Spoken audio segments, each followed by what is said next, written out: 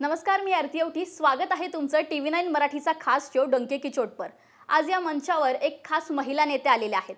लहानपणापासून समाजकारण आणि राजकारणाचं बाळकडू त्यांना घरातूनच मिळालं. भाजपसारख्या मोठ्या पक्षातून त्यांनी राजकारणात एंट्री केली. त्यानंतर पराभव विजय या सगळ्याचा सामना करत त्यांनी आपलं राजकारणाची कारकीर्द पुढे चालवत ठेवली. आता सध्या त्या शिवसेनेच्या नेत्या आहेत. शिवसेनेची भक्कम बाजू या जनतेसमोर मांडत असतात. आतापर्यंत त्यांनी अनेक आंदोलने केली. महिलांचे प्रश्न अग्रस्थानी मांडत त्यांना न्याय मिळवून देण्याचा प्रयत्न केला. आता सध्या चालत असलेल्या लोकसभा निवडणुकांसंदर्भात महायुतीमध्ये नेमकं काय धुसफूस चालू आहे, लोकसभा निवडणुकांसंदर्भात शिवसेनेची नेमकी स्ट्रॅटेजी काय आहेत, या सगळ्या गप्पा आपण त्यांच्यासोबत मारणार आहोत. स्वागत आहे मनीषा कायंदेजी तुमचं TV9 मराठीच्या खास शोमध्ये. माझा पहिलाच प्रश्न आहे, लोकसभा निवडणुकांचा तिसरा टप्पा पार पडलाय, कसं काय वातावरण आहे शिवसेनेमध्ये, काय चाललंय नेमकं? नाही, अतिशय चांगलं वातावरण आहे. एकतर आपण पाहिलं की लोकांना आवडणारं सरकार, ज्या युतीला लोकांनी मतं दिली होती, म्हणजेच भारतीय जनता पक्ष आणि शिवसेना एकत्रित लोकांनी एक युती म्हणून मतं दिली होती 2019 मध्ये, आणि त्यानंतर ज्या काही गोष्टी झाल्या त्या अनेकांना आवडल्या नाही आणि त्याचे विपरीत परिणाम काय झाले ते देखील आपण पाहिलं. आणि त्यानंतर एकनाथ शिंदेंनी जे बंड केलं आणि त्यानंतर हे सरकार महायुतीचं स्थापन झालं, त्यामुळे सर्वच गोष्टींना एक गती आली आहे, विकासाला गती आली आहे. आणि महाराष्ट्राच्या लोकांना जे आवडत नव्हतं, ज्या पद्धतीचं सरकार जे चाललं होतं, त्यातनं एक प्रकारची सुटका मिळाली, लोकांची सुटका झाली त्या सगळ्या महाआघाडीच्या सरकारमधून. आणि आता बऱ्यापैकी सरकारने ग्रीप पकडलेली आहे, विकास कामं जोरात सुरू आहे आणि लोक समाधानी आहेत. तुम्ही म्हणता लोक समाधानी आहेत, प्रचार जोरात सुरू आहे. आधी बाळासाहेब, नंतर उद्धव ठाकरे तुमचे ब्रँड होते. आता उद्धव ठाकरे किंवा ठाकरे आडनावाशिवाय तुम्हाला प्रचार करावा लागतोय, कसं वाटतंय? नाही बघा, ब्रँड नेहमीच वंदनीय बाळासाहेब ठाकरे हेच राहिले आहे.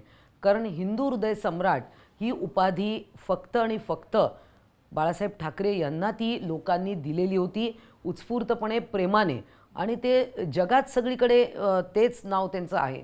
त्यामुळे ब्रँड आमचे तेच आहेत. आणि हिंदुत्व आणि विचार, हिंदुत्वाची विचारधारा, जे त्यांचं स्वप्न होतं वंदनीय बाळासाहेब ठाकरेंचं, मग राम मंदिर असेल, आर्टिकल 370 जम्मू काश्मीरमधनं काढणं असेल, ट्रिपल तलाकच्या बाबतीत असेल, सर्वच युनिफॉर्म सिव्हिल कोड असेल, तर हे जे स्वप्न होतं त्यांनी एकत्रितरित्या भारतीय जनता पार्टी शिवसेनेने एकत्रित पाहिलेलं स्वप्न पूर्ण झालं आहे.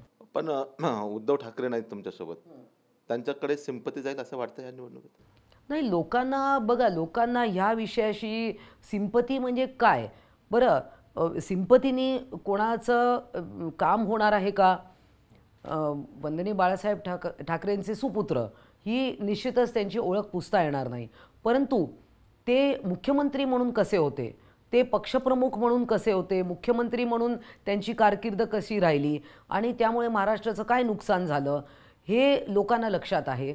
आणि आत्ताचं हे 2 वर्ष जे सरकार महायुतीचं आहे त्यामध्ये ज्या अनेक म्हणजे इथे सगळं सांगायला जाईल जवळजवळ 500-600 निर्णय आहेत सरकारचे, तर हे निर्णय लोकांपर्यंत पोचलेले आहेत विविध माध्यमातून. शासन आपल्या दारीच्या माध्यमातून 5,40,00,000 लोकांना फायदा झाला आहे थेट. तर लोकांना सिंपती आणि याच्याशी काही मतलब नाही आहे. लोकांना आपलं काम होतं आहे ना नागरिक म्हणून, आणि सरकार परफॉर्म करते का. लोक जेव्हा मतपेटीकडे जातील मत द्यायला, तेव्हा ते हे विचार करतील की राज्य कसं चाललंय. माझा एक तुम्हाला प्रश्न आहे, तुम्ही इतकं सगळं सांगितलं, तुम्ही जेव्हा राजकारणात भाजपमधून प्रवेश केला, पण त्यानंतर जेव्हा संविधानिक पदावर येण्याचा तुमचा प्रयत्न झाला तर 2 वेळा तुम्ही पराभूत झाला. पण ते एकटे उद्धव ठाकरे होते ज्यांनी तुम्हाला विधान परिषदेतून संधी दिली. तर तुमच्या मनात उद्धव ठाकरेंबद्दल काय भावना आहेत नेमक्या? नाही, माननीय उद्धवजी ठाकरे यांच्याबद्दल आदर निश्चित आहे. व्यक्ती म्हणून त्यांच्यावर मी कधीच, बघा, मी राजकारणामध्ये मी प्रवक्ता अनेक वर्ष राहिली आहे. 2014 पासून मी प्रवक्ता आहे. त्याही अगोदर मी ऑफिशियल प्रवक्ता नसले भाजपमध्ये, तरी पण मला चॅनल्सवर जाणं आणि हे सगळी सवय होती. मी कधीच कोणाला बिलो द बेल्ट रिमार्क करत नाही. आपण टीका करावी तर धोरणात्मक टीका असावी असं मला नेहमी वाटतं. आणि त्यांनी संधी दिली निश्चितच. बघा, माझा दोन्ही वेळा पराभव झाला, त्यावेळा अगदी थोड्या मतांनी झाला. 1997मध्ये असेल किंवा 2009मध्ये मनसेची लाट होती, त्यामध्ये ज्या अनेक सीट त्या लाटेत गेल्या, त्यातली माझी एक सायन कोळीवाडा विधानसभेतून मी लढले होते. नंतर कारण मला मतदारसंघ नव्हता आणि विधान परिषदेत मग जाण्याची इच्छा उत्पन्न झाली आणि ती संधी निश्चितच मला शिवसेनेत मिळाली. ना, तुम्ही आताच सांगितलं की तुम्हाला शिवसेनेत खूप संधी मिळाली. मग तुम्ही शिंदेंकडे का गेलात आणि जाताना पण एवढा उशिरा का निर्णय घेतला?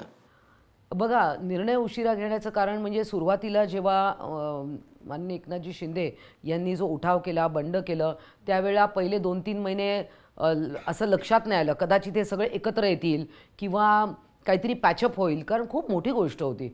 40 आमदार निघून जाणं, नंतर काही काळाने लगेचच खासदार निघून गेले, तर म्हणजे थोडे कन्फ्युजन होतं आणि कोर्टाचं प्रकरण इतकं खेचलं जाईल आणि असा हा निर्णय होईल, कारण त्याच्यामध्ये कायदेशीर पेच पण बरेच होते.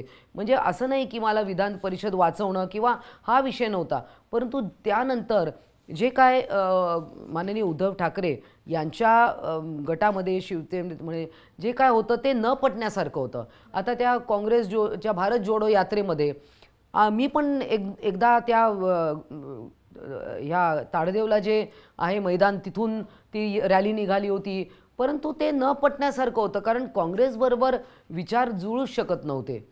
आणि माझं तर राष्ट्रीय स्वयंसेवक संघाचे संस्कार असल्यामुळे ते तर कधीच पटणं शक्य नव्हतं, परंतु प्रवक्ता म्हणून डिफेंड करावं लागत होतं किंवा एक ओबिडियंट कार्यकर्ता म्हणून आम्ही फॉलो करत होतो पक्षप्रमुखांचे आदेश, परंतु ते जास्ती वेळ ती फरफट मला असं वाटलं माझी होते आणि ते अधिक काळ मला वाटलं नाही, म्हणून थोडा उशीर लागला.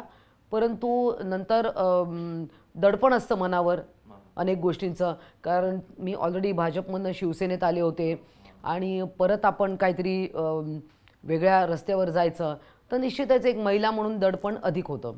तुम्ही म्हटलात की आता महिला म्हणून दडपण होतं, पण एक चित्र असं बघायला मिळालं नंतरच्या काळामध्ये की मुंबईतल्या ज्या महिला नेत्या होत्या, म्हणजे जसं तृष्णा विश्वासराव असतील, शीतल म्हात्रे असतील, तुम्ही असतील किंवा नीलमताई असतील, सगळ्या महिला नेत्या एकनाथ शिंदेंकडे गेल्या. कारण काय, म्हणजे असं काय घडलं की महिला नेत्यांना तिकडे जावं लागलं? बघा, शिवसेनेत नेहमीच आम्हाला असं वाटायचं की म्हणजे बघा, महिलांना संधी मिळत होती, नाही असं नाही.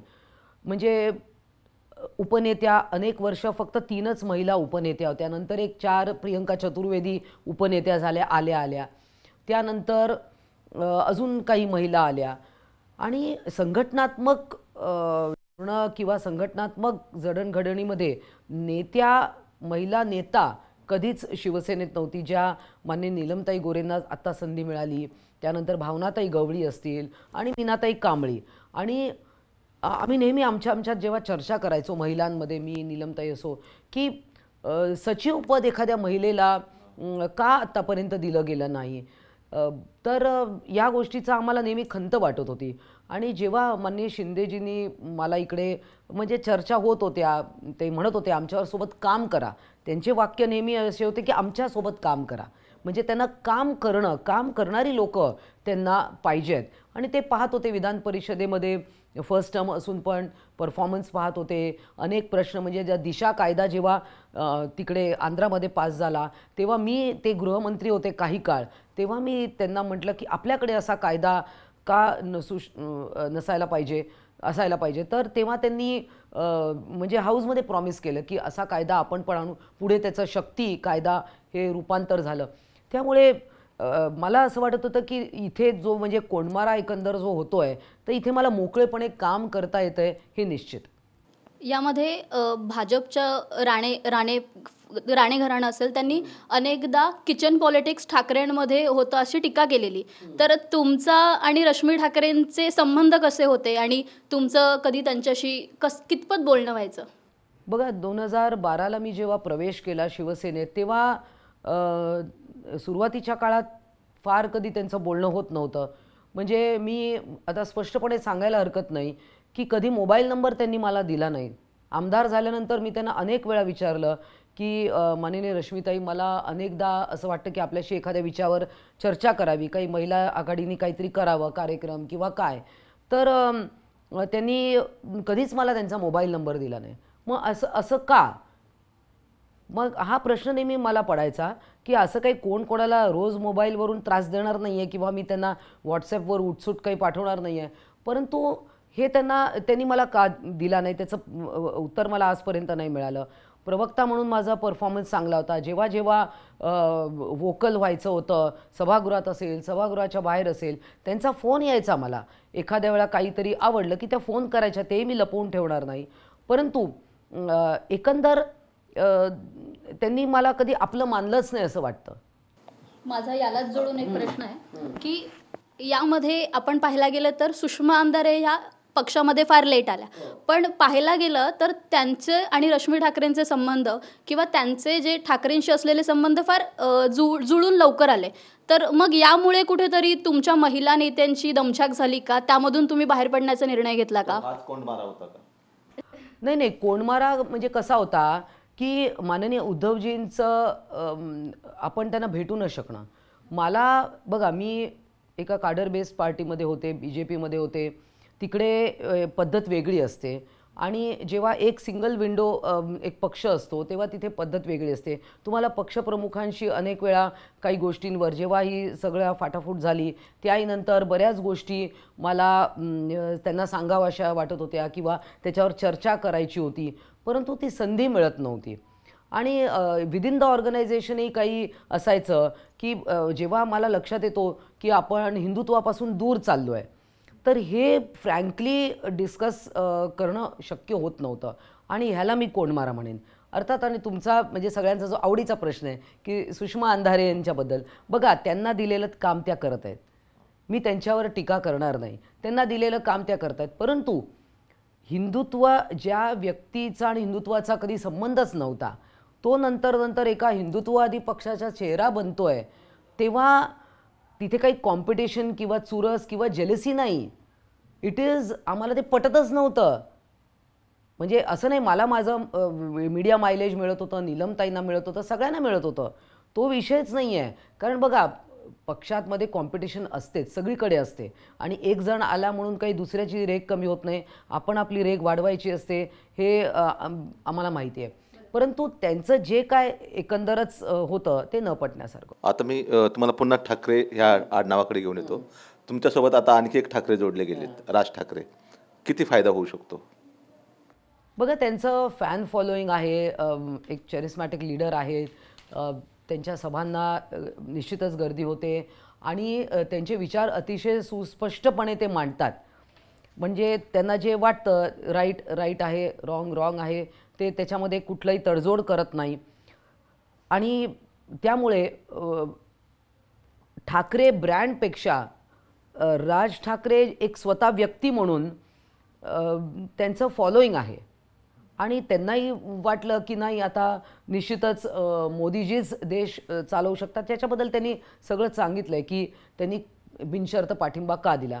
आणि त्यामुळे ठाकरे हे आडनावपेक्षा राज ठाकरे ॲज अ मनसे म्हणून आमच्यासोबत. तुम्ही कोंडमारा हा शब्द वापरला. मी तुम्हाला कोंडमारा हा शब्द वेगळ्या अर्थाने विचारतो.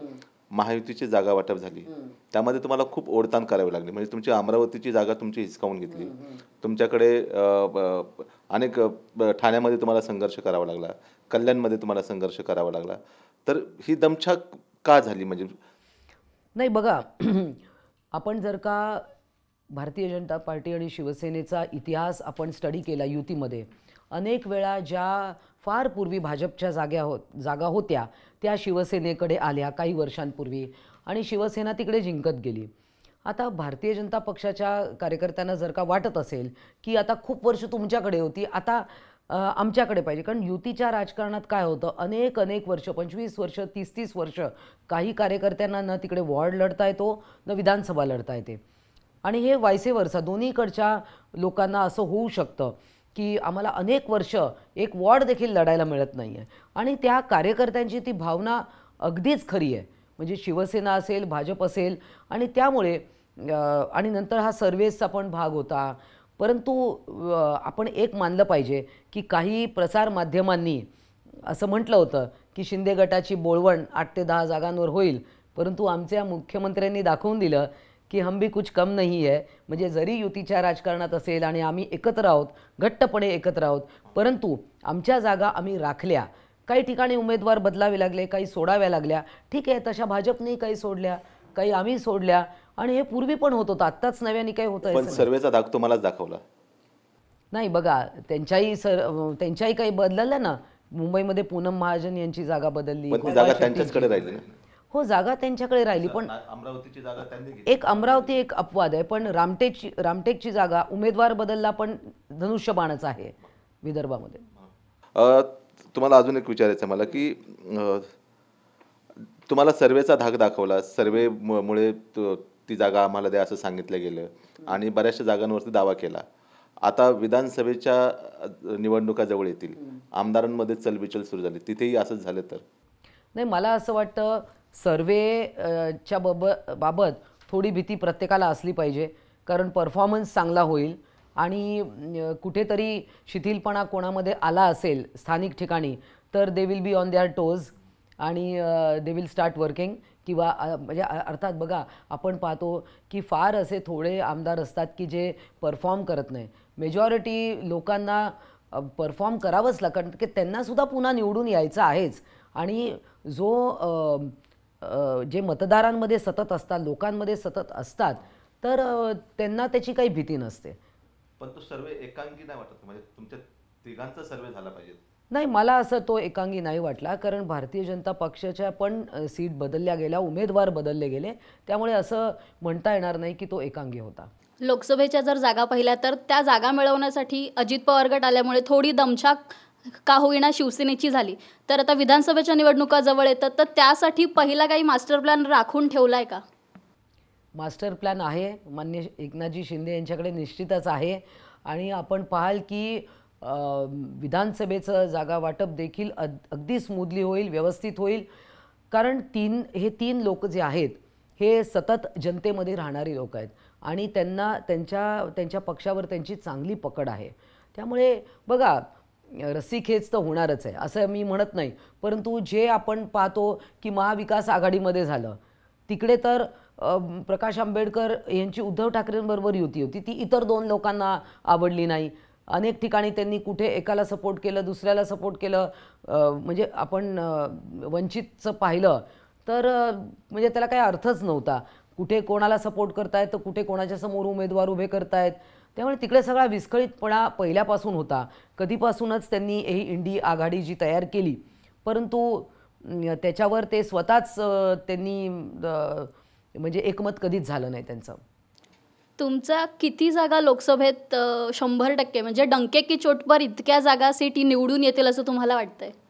आमच्या म्हणजे शिवसेना म्हणून आमच्या सगळ्या जागा निवडून येतील आणि पूर्ण महायुती म्हणायचं तर नक्कीच 45 पार आम्ही करणार. तुम्ही म्हणताय की तुमच्या सर्व जागा येतील शिवसेनेच्या, पण सर्वे तर उलटा सांगतो. सर्वे सांगतो की शिंदे गटाच्या एकही जागा येणार नाहीत.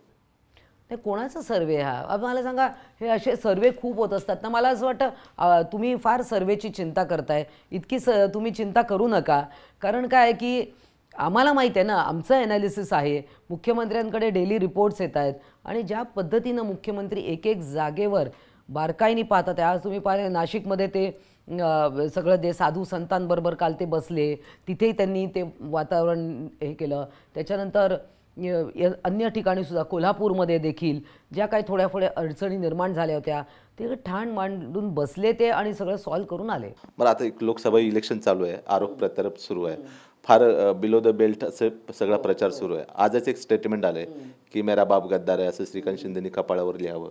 काय तुम्हाला म्हणायचं आहे याबद्दल? नाही, मला असं वाटतं ह्याचा अत्यंत विपरीत परिणाम उबाठा गटावरच होणार आहे, कारण लोकांनाही आवडणार नाही आहे. तुम्ही एखाद्या सिनेमामध्ये, त्या सिनेमामध्ये ज्या दिवार चित्रपटात तो डायलॉग वगैरे सगळा होता आणि तो विषय होता, तर हे या बाबतीत तर अजिबातच जुळत नाही पहिली गोष्ट म्हणजे. आणि तुम्ही श्रीकांत शिंदे हे 2 टर्म जिंकलेले खासदार आहे, एक परफॉर्मन्स असणारे संसदरत्न त्यांना पुरस्कारित आहेत आणि तुम्ही गद्दारी जे बोलता, मतदारांची गद्दारी तुम्ही केली. तुम्ही कोणाकोणाच्या कपाळावर लिहिणार? मग तुम्हाला म्हणजे पहिले तर तुमच्या स्वतःच्या कपाळावर तुम्ही लिहिलं पाहिजे, कारण तुम्ही गद्दारी तुम्ही केली, तुम्ही लोकांचा मॅन्डेट झुगारला. आणि हे अशा पद्धतीने बिलो द बेल्ट बोलणं. प्रियंका चतुर्वेदी आपण पाहिलं की त्याही वेळेला जेव्हा त्यांना राज्यसभा मिळाली, 4 खासदार जे सिनियर मोस्ट होते त्यावेळी त्यांना इच्छुक होते, चंद्रकांत खैरे असतील, त्यांना त्यावेळी he felt very much cheated, कारण ते अगदी थोडक्या मताने हरले होते मागच्या वेळेला. त्याच्यानंतर उरलेले 4 खासदार होते, आढळराव असतील, त्याच्यानंतर अनंत गीते असतील, जे 4 आमचे आमदार त्यावेळी पडले होते 2019ला, ते जिंकू शकले नाहीत. तर त्यावेळी अशी आनंदराव अडसूळ होते. म्हणजे 3-3, 4-4 टर्मचे खासदार होते ज्यांनी परफॉर्मन्स दाखवला होता. काही कारणांनी ते त्यावेळेला विजयी नाही झाले, परंतु त्यांना न पाठवता प्रियंका चतुर्वेदींना पाठवलं.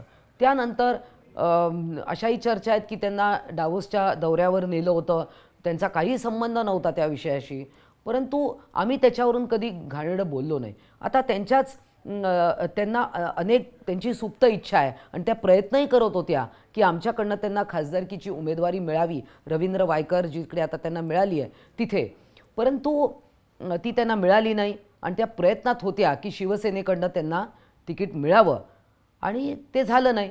आणि म्हणून आज त्यांनी म्हणजे 2 वर्षांनी हे सगळं त्या बोलतात आहेत. त्यामुळे मला असं वाटतं की हे अगदीच अशोभनीय आहे. म्हणजे प्रियंका चतुर्वेदी बंड करणार होत्या? नाही, त्यांना आता त्या प्रयत्नात होत्या. म्हणजे आता एकट्याने काय बंड करणार, बंड करायला ताकद तेवढी त्यांच्यात कुठे आहे. परंतु एकंदरच अशा पद्धतीचं वक्तव्य करणं हे अत्यंत हलक्या दर्जाचं आहे. मी एक युती धर्माकडे तुम्हाला घेऊन येतो की युती धर्म पाळला पाहिजे तसं आपण म्हणतो, आणि लोकसभा इलेक्शन जर चालू असेल तर त्या काळात तो पाळलाच पाहिजे. मध्यंतरी आमच्याकडे पंतप्रधानांची मुलाखत झाली, त्यांनी उद्धव ठाकरेंना दरवाजे खिडक्या सगळं ओपन करून ठेवलेलं आहे. एकनाथ शिंदे तुमच्याकडे आहेत, एवढी मोठी रिस्क घेऊन आलेत, तरीसुद्धा उद्धव ठाकरेंसाठी त्यांनी दरवाजे खिडक्या उघड्या ठेवल्यात. काय अर्थ काढेल याचा? बघा, हा त्यांच्या मनाचा मोठेपणा आहे. कारण त्यांना अत्यंत आदर आहे ते वंदनीय बाळासाहेब ठाकरे यांच्याबद्दल, आणि अजूनही ते त्यांचा मुलगा एक सुपुत्र या नात्याने त्यांच्याकडे पाहतात. आणि बियॉन्ड पॉलिटिकल थिंकिंग किंवा ते म्हणाले की उद्धव ठाकरे माझे काही शत्रू नाही आहेत. म्हणजे अर्थात हे अराजकीय त्यांचं स्टेटमेंट आहे. नाही, त्यांच्या मनाचा मोठेपणा आहे. उद्धव ठाकरे माझे राजकीय शत्रू नाहीत. उद्या एकनाथ शिंदे असं म्हणू शकतील? नाही, बघा, हे एकनाथजी शिंदे आत्तासुद्धा तुम्ही पाहिलं की त्यांची वक्तव्य आहेत ते फार थोड्या वाक्यात बोलतात. ते नेहमी म्हणतात तुम्ही मला काही बोला, किती टीका करा, मी कामातून दाखवून देईन. आणि त्यावेळेला त्यांनी प्रयत्न केले, त्यामुळे आता असा काही विषय नाही. आणि मोदीजींनी पण जे काही म्हटलं त्याचा अगदी काही तंतोतंत अर्थ तसाच होतो असं नाही. त्यांनी एक मनाचा मोठेपणा दाखवला. लोकसभा इलेक्शन आहे, ह्या काळामध्ये कुठलंही स्टेटमेंट देताना फार जपून द्यावं लागतं. तरीसुद्धा तुम्हाला मी एक प्रश्न विचारतो, एकनाथ शिंदे आणि उद्धव ठाकरे यांना एकत्र बघणं तुम्हाला आवडेल काय? मला वाटत नाही ते एकत्र येतील, परंतु मला असं वाटतं की आता एक ट्रॅकवर माननीय एकनाथजी शिंदे चालले आहेत आणि ते परत काही एकत्रीकरण होईल असं वाटत नाही.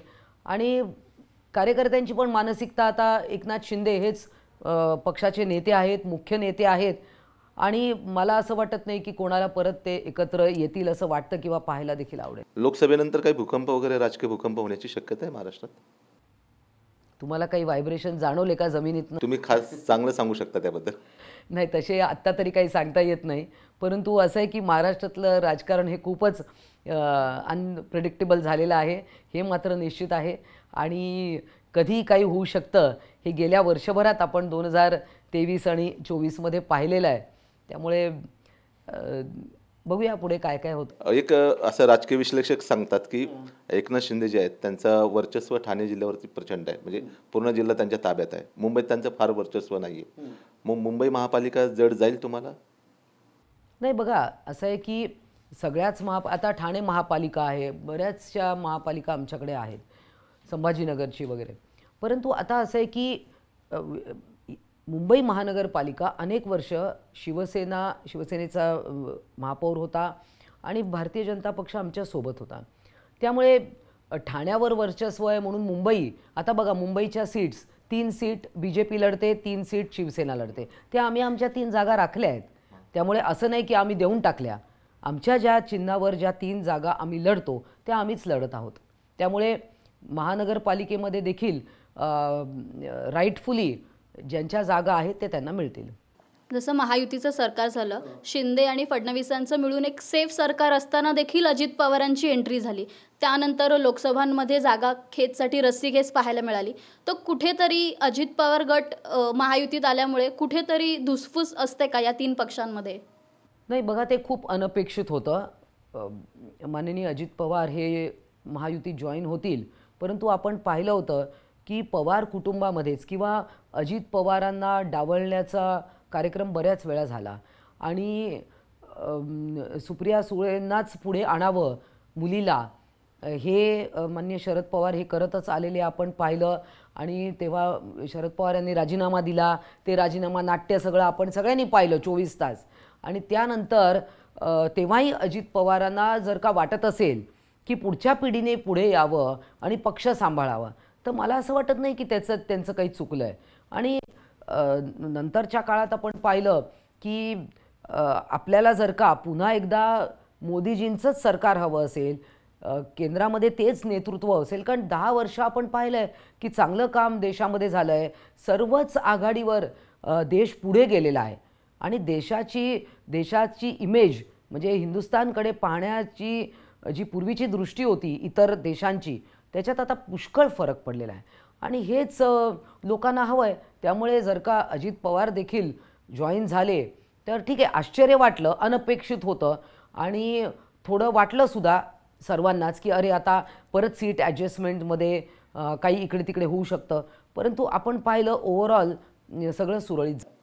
तुम्ही शरद पवारांचा उल्लेख केलात. पवारसाहेबांचं 2 दिवसापूर्वी एक स्टेटमेंट आलं की शिवसेनेची जी विचारधारा आहे ठाकरे गटाची ती आमच्यासारखीच आहे. ठरवून केलेलं स्टेटमेंट आहे, कोण डॅमेज होईल याच्यामध्ये? बघा, शरद पवार निवडणुकीच्या वेळा वगैरे असे ते स्टेटमेंट्स देत असतात. त्याच्यातनं काय अर्थ काढायचे ते बघा आपण काढू शकतो, त्यातनं अर्थ निघतात किंवा त्यांनी मुद्दामून म्हटलं कसं म्हटलं. परंतु वस्तुस्थिती ही आहे, आपण जे प्रॅक्टिकली बघतोय की उद्धव ठाकरे हे हिंदुत्वापासून दूर निश्चितच गेलेले आहेत. आणि सावरकरांच्या बाबतीची भूमिका असेल किंवा अनेक ठिकाणी म्हणजे सावरकरांचा अपमान आम्ही सहन करणार नाही असं म्हणायचं आणि रोज उठून आपण सहन करतोय. तिकडे राहुल गांधी वाटेल तसं वक्तव्य करतायत, त्यांना माफीवीर म्हणतायत सावरकरांना, आणि तरी तुम्ही म्हणजे तुम्ही अशी का भूमिका घेत नाही की नाही हे आम्हाला चालणार नाही, आम्ही तुमच्यावर बसू शकत नाही. हे अशी भूमिका अपेक्षित होती. परंतु आता आणि अनेक आपण पाहिलं, नवनीत राणांचं मॅटर असेल किंवा हनुमान चालिसाचा विषय असेल, पालघरच्या साधूंचा हत्याकांड असेल, अनेक गोष्टीतून म्हणजे जे आम्ही म्हणत होतो ना कोणमारा, की तिकडे हिंदुत्वापासून जे आम्ही दूर होत होतो हेच पटत नव्हतं. आणि ते आता तर त्यांनी क्लिअरली त्यांचं जे ओपनिंग वाक्य असायचं भाषणामध्ये, तमाम हिंदू बांधवांनो भगिनींनो, हे त्यांनी आता मागे टाकलेलं आहे. त्याच्यामुळे त्यांची वाटचाल ही हिंदुत्वापासून दूर झालेली आहे. आणि हे सगळं त्यांचे मित्र संजय राऊत हे सगळं घडवून आणतायत हे आता अगदी स्पष्टच झालं. नाही, तुम्ही असं म्हणताय की काँग्रेस सावरकरांचा अपमान करते, उद्धव ठाकरे तो अपमान सहन करतात, पण भाजप सावरकरांना भारतरत्न देत नाही. बघा, असं आहे की भारतीय जनता पक्ष आणि भारतीय जनता पक्षाचा देखील मनात आहे की असं सावरकरांचा सन्मान अनेक ठिकाणी झालेला आहे. म्हणजे अंदमान निकोबारमध्ये असेल, मग पार्लमेंटमध्ये असेल, त्यांचं तैलचित्र पुतळा बसवणं हे सगळीकडे झालं आहे. आता राहिला प्रश्न भारतरत्नाचा, तोही पुढच्या काळात निश्चितच होईल. एक नेत्या म्हणून तुम्ही पक्षाची पुढची वाटचाल आणि राजकारणासंबंधीच्या आपल्या फार चर्चा झाल्या, पण मनीषा कायंदे येणाऱ्या निवडणुकांच्या काळात असेल, विधानसभा लोकसभा निवडणुकांच्या काळात असेल, एक वेगळ्या चेहऱ्यामार्फत लोकांसमोर येईल का, किंवा त्यांच्यावर मोठी काय जबाबदारीची त्यांना अपेक्षा आहे? बघा, मला कार्यकर्त्यांमध्ये राहायला आवडतं. मला संघटनात्मक काम जे माझ्या आवडीचं नेहमी राहिलेलं आहे, ती संधी मला माननीय एकनाथजी शिंदे यांनी सचिव करून ह्या माध्यमातून मला दिलेली आहे. प्रवक्ता म्हणून पण मी आहेच. विधान परिषदेवर पण मला काम करायला मिळतं आहे. म्हणजे सभागृहाच्या आत आणि सभागृहाच्या बाहेर दोन्ही ठिकाणी मला काम करायला आवडतं. मला महाराष्ट्रात फिरायला आवडतं. लोकांच्या समस्या जाणून घ्यायला आवडतात. खास करून मला ज्या समस्या हाताळायला आवडतात, शिक्षकांच्या समस्या मला हाताळायला आवडतात. महिलांच्या समस्या अनेक जशा आम्ही सभागृहाच्या माध्यमातून मांडत असतो किंवा त्याच्यावर काहीतरी निराकरण करत असतो. तर हे माझे आवडीचे विषय, ते मला करायला मिळतात. पुढे जी काही संधी पक्षाकडून मिळेल ती निश्चितच करेन. फार छान गप्पा मनीषाजी आपल्यासोबत झाल्या आणि फार छान दिलखुलास उत्तरही तुम्ही आपल्या माध्यमातून दिलेली आहेत. फार फार धन्यवाद आणि पुढील वाटचालीसाठी शुभेच्छा. धन्यवाद.